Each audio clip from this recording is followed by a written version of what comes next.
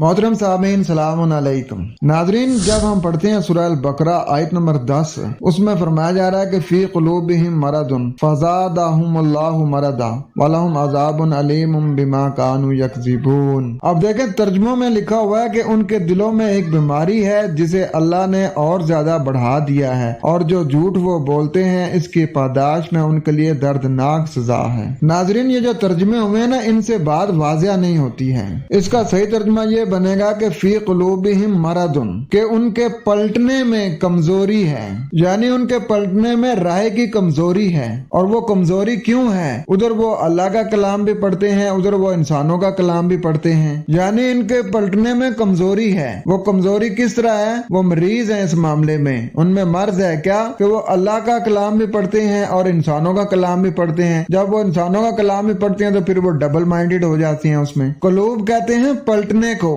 अब देखें, आगे फरमाया जा रहा है कि फ़ज़ादहुमुल्लाहु मरदा। अब तर्जुमा ये कर देते हैं कि अल्लाह ताला ने उनका मर्ज बढ़ा दिया। इसका तर्जुमा ये बनेगा कि अल्लाह से उनकी कमजोरी राय ज्यादा होती है, यानी कि जो वो किताबें गैरुल्लाह की पढ़ते हैं उनकी तरफ उनका झुकाव ज्यादा होता है, जिसकी वजह से अल्लाह ताला की आयतों की तरफ उनका झुकाव कम होता है। यानी जो लोग अल्लाह ताला की जो किताब दी हुई है, जिसमें हदायत है, जिसमें डायरेक्शन है, उसको फॉलो करने में वो कमजोरी दिखा रहे हैं। तो जिन लोगों की ये रवश होती है उनके लिए फिर फरमाया जा रहा है कि वालहुम अज़ाबुन अलीम, यानी कि वो अल्लाह ताला की आयात को लेने में जो कमजोरी दिखा रहे हैं ना, वो एक नतीजा मरतब करेगी, और वो नतीजा ये होगा कि उनके लिए फिर दर्दनाक सजा होगी। वो इसलिए कि बिमा कानू यकज़िबून, वो इसलिए कि वो इसे झुठला रहे हैं, क्योंकि उन्होंने अपने अंदर मर्ज खुद पाल लिया है ना, कि वो अल्लाह ताला को भी फॉलो करना चाहते हैं और गैरुल्लाह को भी नहीं छोड़ना चाहते। तो उसमें वो डबल माइंडेड हो जाते हैं और उनका झुकाव ज्यादा जो है वो गैरुल्लाह की किताबों की तरफ हो जाता है, इंसानों की लिखी किताबों की तरफ ज्यादा हो जाता है।